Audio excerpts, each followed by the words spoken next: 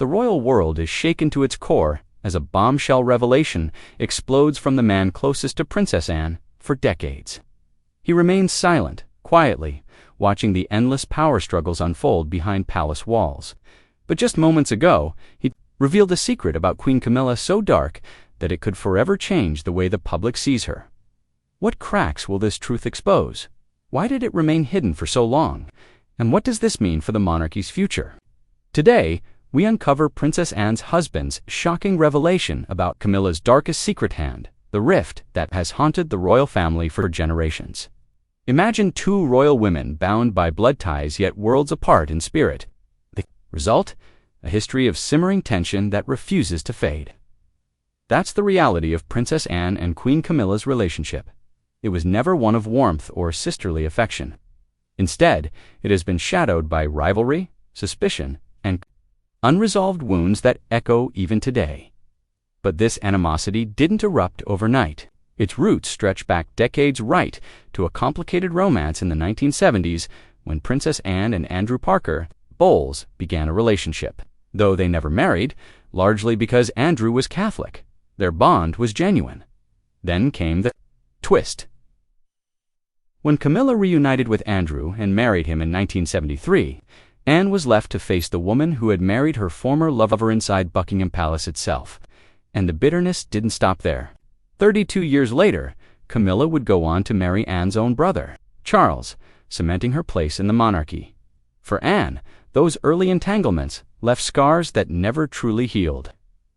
Insiders revealed that Camilla always seemed uneasy in Anne's presence, and Anne, true to her blunt and no-nonsense nature, found Camilla's demeanor impossible to respect. Fast forward to Charles's coronation.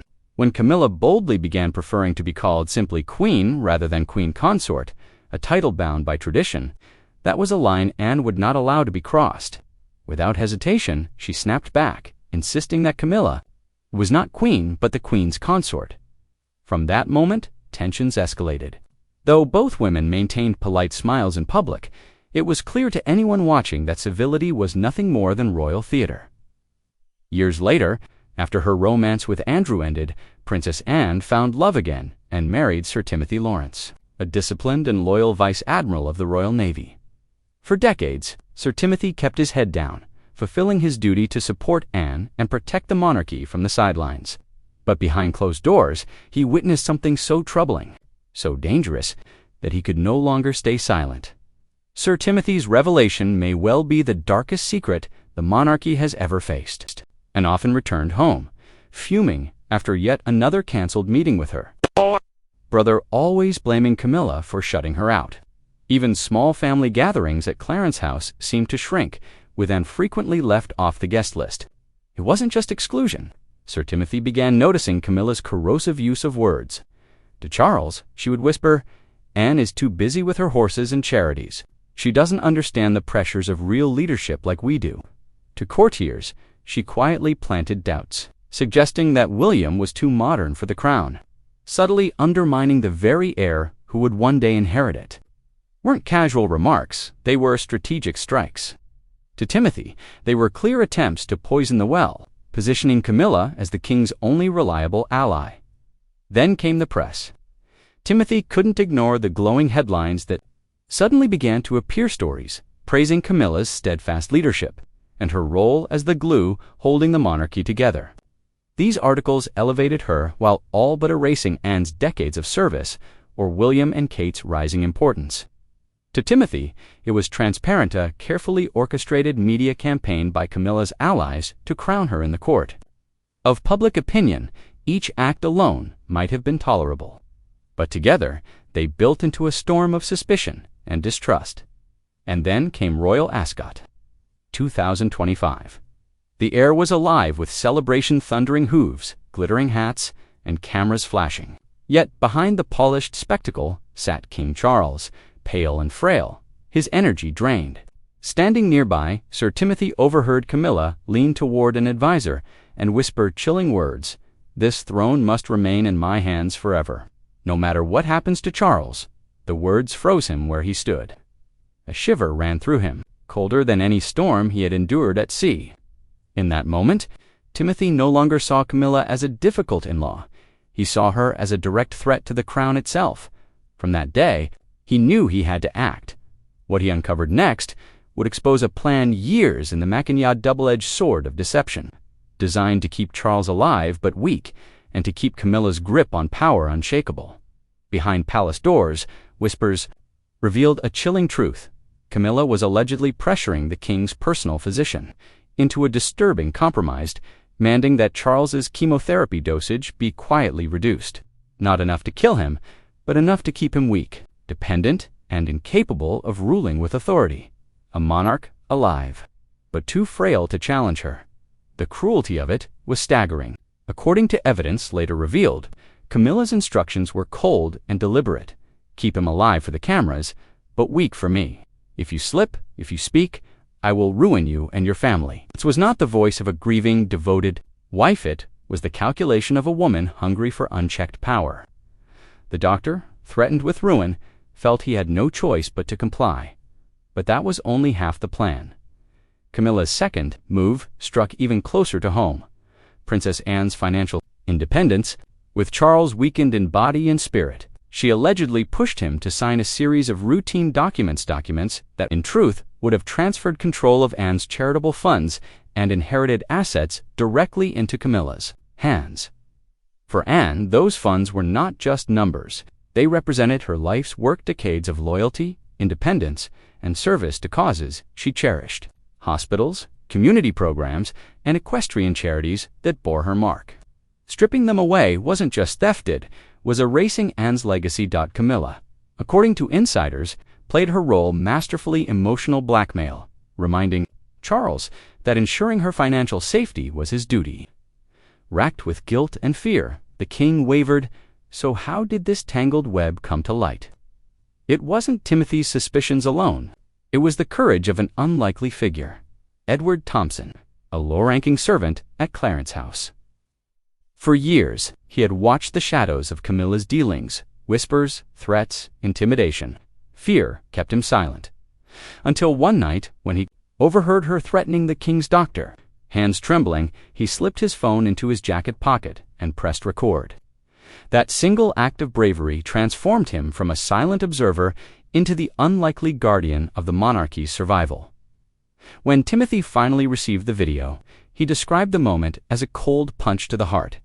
It was no longer rumor, no longer suspicion. It was proof, undeniable evidence that Camilla's ambition had crossed into criminal territory. For Timothy, to hold the truth meant holding the power to either destroy the monarchy or to save it. This was bigger than Charles's health, bigger than Anne's finances.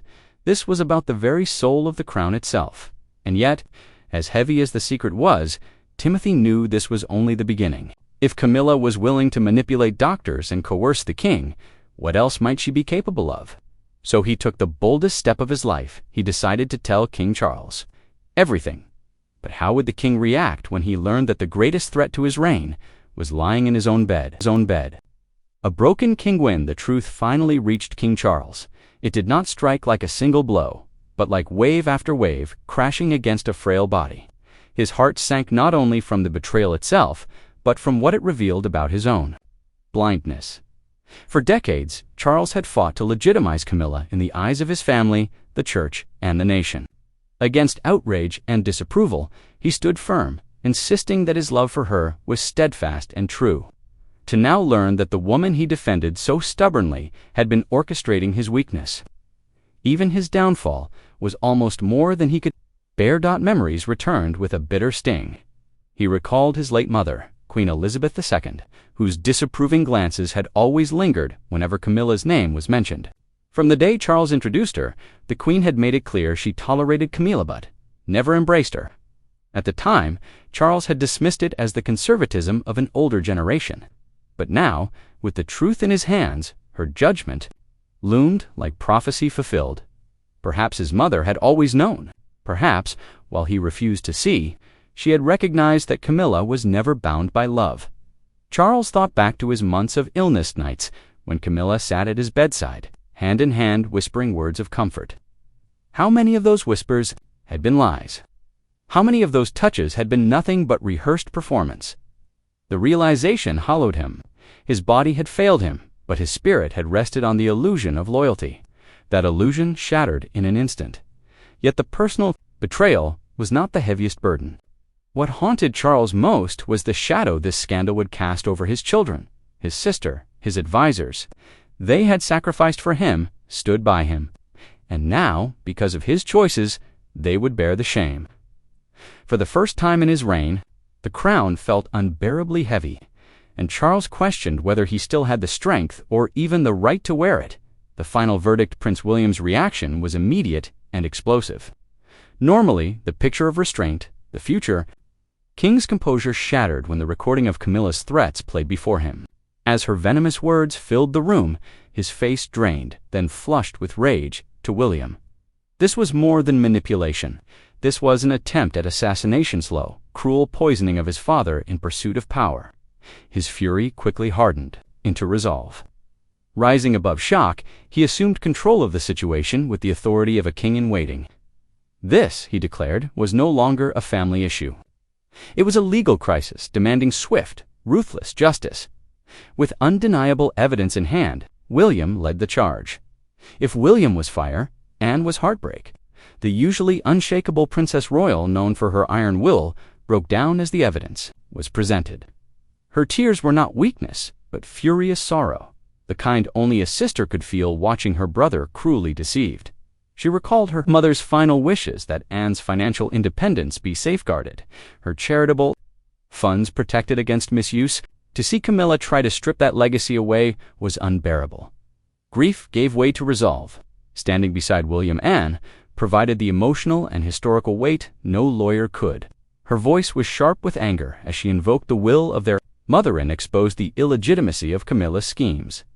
The royal council's senior advisors, lawyers and confidants of the late queen, listened in tense silence. For 3 long hours, they debated the consequences. Could such revelations ever be made public? Would exposing Camilla shatter the monarchy's already fragile standing? But the evidence left no room for doubt. Even the most cautious voices admitted the truth. If Camilla's conspiracy continued, it would not only destroy Charles, but unravel the crown itself. By the end, the decision was unanimous. Camilla would be stripped of all executive duties and financial authority. Every fund, every asset she had tried to seize would be restored to Princess Anne, placed under the joint oversight of Anne and William. From that moment on, Camilla would exist as little more than a ceremonial figure queen consort in name. Only there was one final decree. The scandal must never reach the public. The monarchy's survival depended on secrecy. To admit that the queen consort had conspired against the king would invite questions about whether the king himself was fit to rule. And so, the truth would remain locked behind palace doors. All was decided except one thing.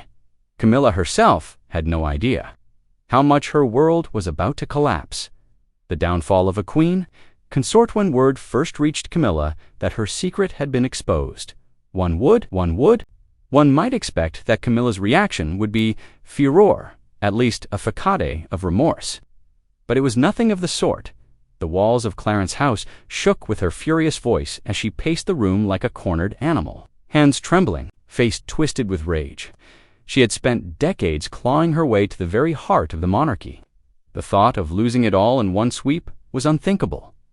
In her desperation, she made a reckless move that revealed the depth of her panic. She summoned one of her most trusted aides and gave a chilling order: eliminate Sir Timothy Lawrence. In her mind, he was the root of her downfall, the man who pried where he shouldn't have, the one who exposed what she had hidden so carefully. But the assassination plot collapsed before it could even take shape. It was clumsy, intercepted before it posed any real danger to Sir Timothy's life. When the attempt was uncovered, it only reinforced what the council already believed. Camilla was dangerous, unstable, and unfit to wield power. News of the failure shattered what remained of her composure. The palace that had once been her stage for manipulation now felt like a prison. Every corridor echoed with suspicion. Every glance felt like a threat. She paced endlessly, mind racing with desperate schemes to silence her enemies and reclaim her throne. But each idea dissolved into the same grim truth. She had been beaten, and then came the final blow. delivered in a simple envelope embossed with the seal of the royal council. The letter carried the weight of law. With trembling hands, Camilla tore it open. The words inside were merciless, written in the cold language of order and decree. Her executive powers were revoked, her influence stripped, her title reduced to queen consort in name only, with no recognition beyond the ceremonial dot. As her eyes traced the lines, her face drained of color. Witnesses recalled how she sat frozen, gripping the paper so tightly it tore between her fingers. She had fought for decades to be acknowledged as Charles's rightful partner, to ascend to the throne she believed destiny had promised her. Now it was gone. All of it. The letter slipped from her hands to the floor. For a long, hollow moment, she simply stared into nothingness. Then came the tears, not for Charles, not for the family she had torn apart, but for herself, and the dream that had died. Later that evening, as she stood before a mirror, the woman staring back was unrecognizable. No queen, no power, no triumph, just a wrinkled 70-year-old with empty eyes dot by nightfall. Camilla's defiance collapsed entirely. She locked herself away in her rooms, refusing visitors. The palace that had once been her throne became her prison. Her punishment was not exile. It was not public disgrace. It was far worse. She would live out her days in emptiness, stripped of power, scorned by her family, and haunted by the reflection of a woman who had gambled everything and lost. And so, Camilla's story ended in defeat. Her ruthless ambition had crumbled into ash, leaving only an old woman staring at her reflection, wondering if she had ever truly won anything at all. But what do you think? Was the council's decision adequate for what Camilla did? Or should her punishment have been harsher? Share your thoughts with us in the comments below. Don't forget to like, share, and subscribe for more. And click the next video on your screen. You won't want to miss it.